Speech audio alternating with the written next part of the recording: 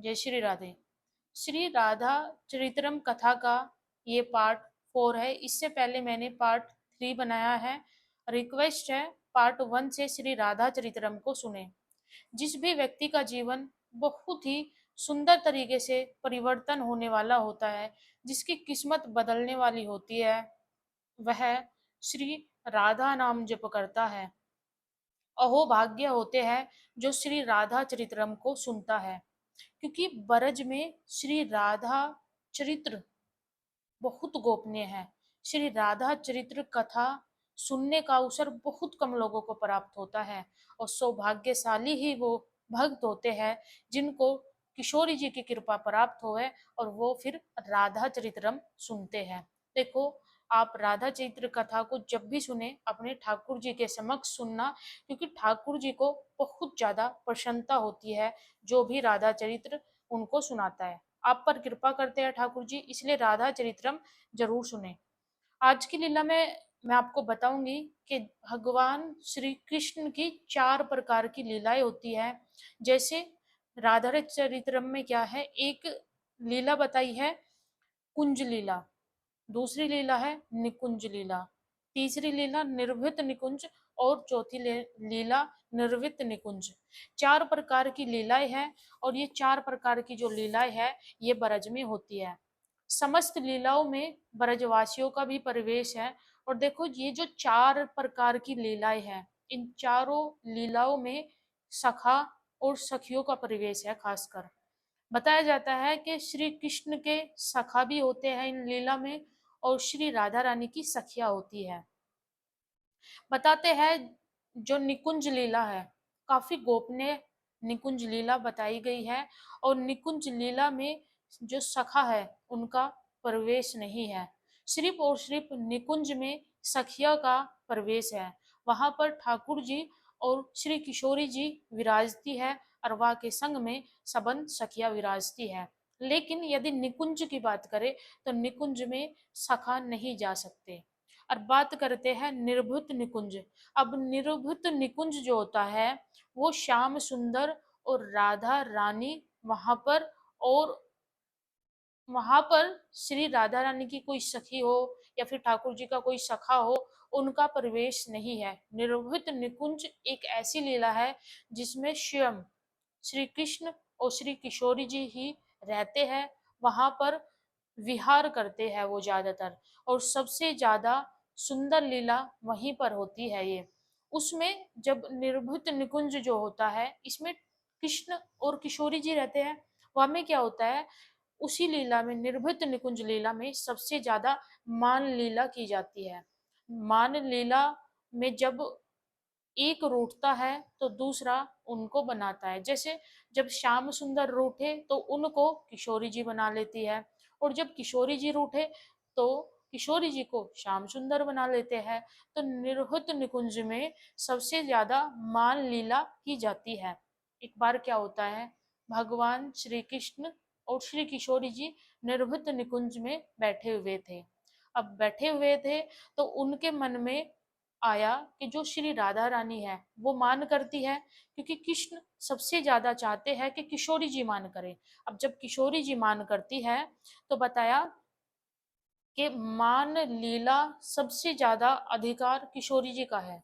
किशोरी जी ही सबसे ज्यादा मान करती है, क्योंकि जो श्याम सुंदर है, श्याम सुंदर कभी कभी मान करते हैं, लेकिन जो श्री राधा रानी है वो सबसे ज्यादा मान करती है। अब मान क्यों करती है, क्योंकि श्याम सुंदर स्वयं चाहते हैं कि श्री राधा रानी मान करें। एक बार बताया जाता है कि जब मान लीला श्री राधा रानी करती है तो मान लीला में श्याम सुंदर श्री राधा रानी को जल्दी मना लेते हैं। तब जब राधा जी रूठे तो वहां को जल्दी मना लेते हैं ठाकुर जी। कैसे बनाते हैं, कभी तो श्याम सुंदर श्री राधा रानी के चरण दबा देते हैं, या फिर श्याम सुंदर श्री राधा रानी को जो उन्हें प्रिय वस्तु है, जो सबसे ज्यादा पसंद है श्री जी को, वही वस्तु ला करके श्याम सुंदर श्री राधा रानी को दे देते हैं। तो वहां से श्री जी जो मान कर रही होती है वो छोड़ देती है। बताया जाता है कि सबसे ज्यादा मान लीला होती है यहीं पर निर्भृत निकुंज में। लेकिन बताया कि ठाकुर जी इतने ज़्यादा निपुण है, इतने ज़्यादा निपुण है कि जब राधा रानी मान करे तो श्याम सुंदर कुछ ही सेकंड में श्री राधा रानी को मना लेवे। लेकिन एक बार क्या होता है, श्याम सुंदर और श्री राधा रानी बैठे हुए होते हैं, तो मोह को मनाओ, मैं मान करूं और आप मोह को मना लो, लेकिन आज ठाकुर जी मैं चाहती हूँ कि आप मोह मान करो और मैं आपको मनाऊं।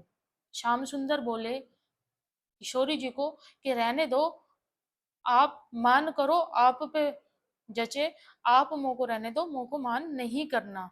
जो राधा रानी होती है वो कहती है फिर श्याम सुंदर को कि देखो, आप मान करो तो मोह को बहुत अच्छा लगेगा, और जब हम मान करें तो आपको भी अच्छा लगे, तो इसलिए आज मेरा निवेदन है आपसे कि आप मान करो और मैं आज आपको मनाऊंगी। श्याम सुंदर बोले किशोरी जी को कि रहने दो। श्याम सुंदर ने निवेदन भी किया किशोरी जी को कि रहने दो, तो जो राधा रानी होती है वो नहीं मानती, तो फिर श्याम सुंदर जो है मान करके बैठ जाते हैं। अब देखो कितनी सुंदर लीला है ये, और ये लीला निर्वृत निकुंज लीला है।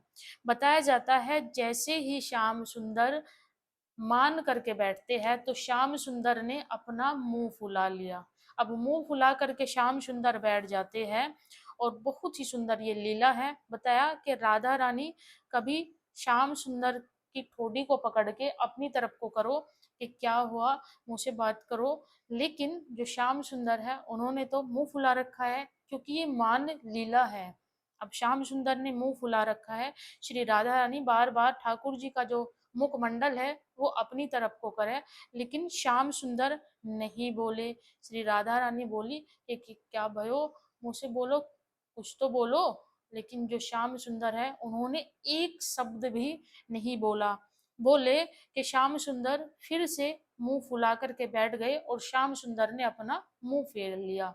तो बताया जाता है कि जो किशोरी जी होती है, किशोरी जी कहती है फिर श्याम सुंदर को कि आपको मयूर नृत्य बहुत ज्यादा पसंद है, चलो मैं आपको मोर नृत्य करके दिखाती हूँ। तो जैसे ही श्री राधा रानी मोर बन के नृत्य करने लगती है, बहुत सारे मोर वहां पर आ जाते हैं, और जैसे ही श्री राधा रानी नृत्य कर रही है तो आसमान से समस्त देवी देवता श्री राधा रानी को निहार रहे हैं, क्योंकि निर्वृत निकुंज लीला एक ऐसी लीला है जहां पर देवताओं का भी प्रवेश नहीं है, वो सिर्फ कान लगा करके लीला को सुन सकते हैं। और जैसे ही श्री राधा रानी मयूरों के बीच में, मोर के बीच में नृत्य कर रही है मोर बन करके, तो जो 33 कोटि देवी देवता है वो सोच रहे हैं कि कितना शर्म हो रहा होगा किशोरी जी को। लेकिन श्याम सुंदर ऐसे है, वो तो अपना जो का तो मुंह फुला करके बैठे हैं। श्याम सुंदर फिर भी नहीं माने, अब भी मुंह फुला करके, मुंह बना करके ही श्याम सुंदर बैठे हैं। बताया जाता है कि जब श्री राधा रानी को कुछ और नहीं सूझा तो श्री राधा रानी ने 56 प्रकार का भोजन बनाया। 56 प्रकार का भोजन बना करके श्याम सुंदर को अपने हाथों से पवावे, लेकिन श्याम सुंदर फिर भी नहीं पा रहे। श्याम सुंदर तो वैसा का वैसा ही मुंह फुला करके बैठे हैं। देखो, हमारी जो राधा रानी है वो भोजन बनाने में बहुत ज्यादा निपुण है। बताया जाता है श्री राधा रानी एक बार जो व्यंजन बना लेती है, वो दोबारा श्री राधा रानी ने कभी व्यंजन नहीं बनाया। और श्री राधा रानी को व्यंजन बनाना बहुत ज्यादा प्रिय है, और वह व्यंजन बना करके श्री राधा रानी हमेशा ठाकुर जी को पवाती है। अनेकों प्रकार के व्यंजन हमारी राधा जी को आते हैं, और बताया जाता है जब श्री राधा रानी ने ठाकुर जी को 56 प्रकार का व्यंजन बना करके अपने हाथों से पवाया, लेकिन ठाकुर जी कहाँ मानने वाले हैं। ठाकुर जी जो का तो अपना मुंह फुला करके बैठो, और बैठे ही रहे। अब श्री जी सोच रही है कि तो बड़ा अजीबो घटना घटित हुई। क्यों अजीबो घटना घटित हुई कि शाम जब राधा जी रूठे तो राधा जी तो कुछ मिनटों में मान जाती थी, लेकिन श्याम सुंदर जो रूठे, आज तो श्याम सुंदर अपना मुंह फुला करके ही बैठे हैं। श्याम सुंदर नहीं मान रहे हैं। जब राधा जी अपने हाथों से ठाकुर जी को भोजन पवावे तो ठाकुर जी नहीं पा रहे, बल्कि अपना मुंह फुला करके मुंह और ज्यादा तिरछा कर लिया। ठाकुर जी ने अपने मुखमंडल को श्री राधा रानी की ओर से फेर लिया। सो ही कहा जाता है कि जब ठाकुर जी नहीं माने और श्री जी परेशान हो जाती है मना मना करके, तो उससे आगे का जो प्रसंग होगा वो बहुत ही सुंदर, बहुत मधुर होगा। किस प्रकार से किशोरी जी ठाकुर को बनाएगी और ठाकुर जी को मनाने के बाद में फिर किशोरी जी क्या करेगी, वो कल के हम प्रसंग में बताएंगे। राधा चरित्र आपको कैसा लगा जरूर बताएं, और कमेंट में मोहे भरोसा तेरो ही किशोरी राधे राधे जरूर लिखें।